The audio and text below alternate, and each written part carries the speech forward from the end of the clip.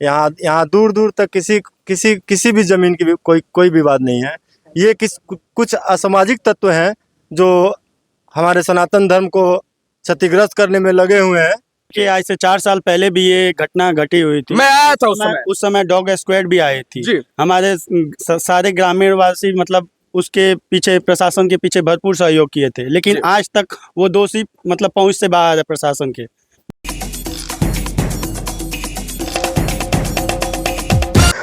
यह मध्यकालीन युग नहीं बल्कि आजाद भारत है।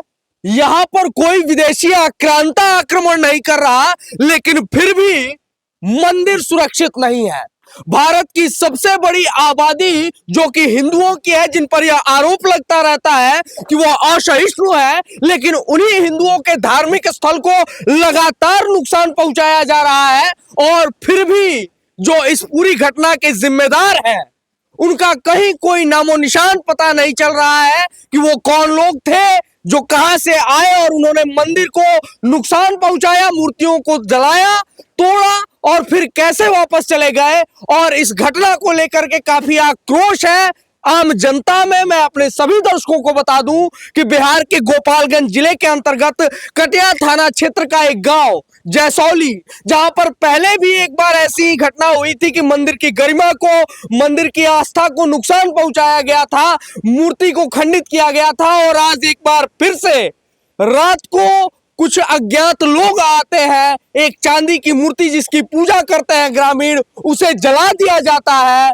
इसके अलावा मंदिर में जो माँ दुर्गा की फोटो होती है, माँ दुर्गा की जो फोटो होती है, जैसा कि आप स्क्रीन पर देख पा रहे हैं, उसे भी तोड़ दिया जाता है और शिवलिंग को खंडित किया जाता है, नंदी की प्रतिमा को तोड़ दिया जाता है। कितना दुर्भावनापूर्ण यह कृत्य है। और क्या इस कृत्य से समाज में वह मनुष्यता नहीं फैलेगी जो आपसी भाईचारे की बात की जाती है, सांप्रदायिक सौहार्द की बात की जाती है, क्या वो दांव पर नहीं लग जाएगा इस एक ऐसी घटना से। और अभी तक इस घटना को लेकर के केवल और केवल कागजी कार्रवाई हो रही है, इसके अतिरिक्त कुछ भी ऐसा विशेष नहीं है जो हमारे दर्शकों को बताया जाए।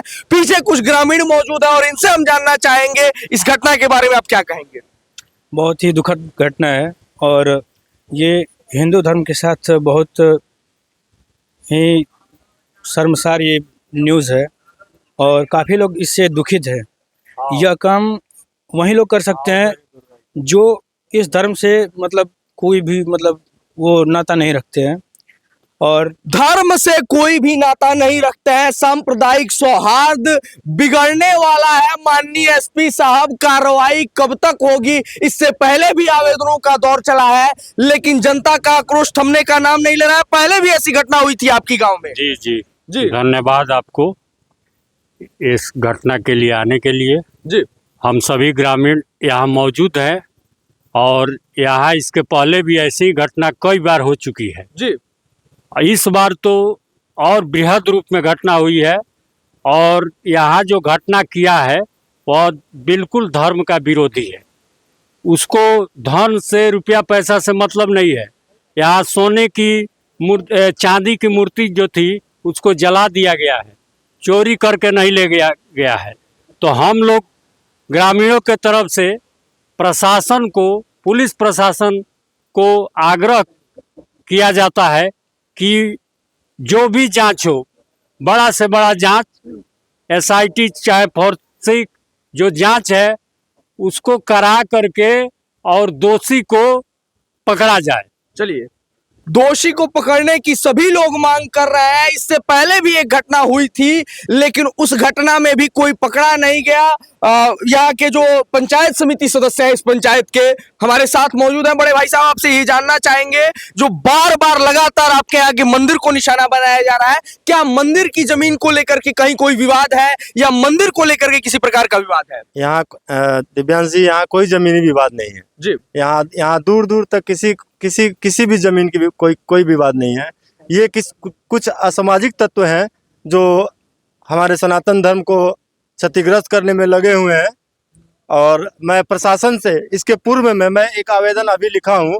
इसके पूर्व में भी आवेदन दिया गया था, लेकिन कुछ हद तक हम लोग उसमें थोड़ी सी भी संतुष्टि नहीं मिली। ये लेके पांचवी घटना है इस मंदिर प्रांगण पांचवी घटना है इस मंदिर प्रांगण में। इस मंदिर प्रांगण में पांचवी घटना है।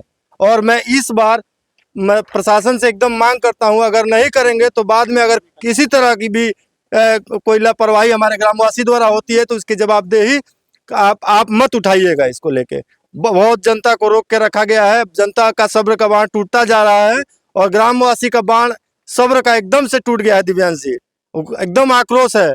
अगर इस बार कार्रवाई नहीं होती है प्रशासन द्वारा तो प्रशासन से भी हम आगे से ऐसी कार्रवाई की उम्मीद नहीं करते हैं। प्रदर्शन पर बैठे प्रशासन अगर कार्रवाई नहीं करता है तो ग्रामीणों ने पिछली बार भी, मुझे जहां तक याद है, अपने स्तर से मंदिर की सुरक्षा के लिए कुछ नौजवान नियुक्त किए थे। करीब 2-3 वर्ष उस घटना को बीत गए और उसके बाद ऐसी घटना हुई।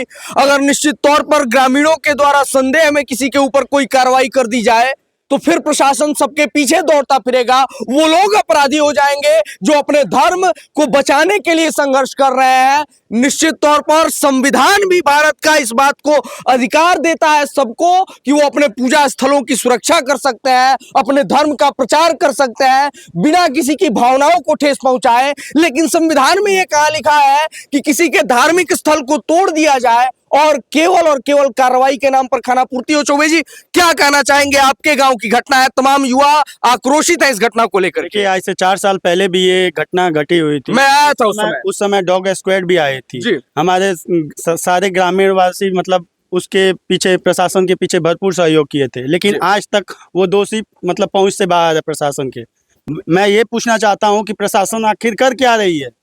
केवल दारू और शराब के दोषियों को पकड़ने के लिए रखी गई है या इसके बाहर भी कोई काम है प्रशासन को?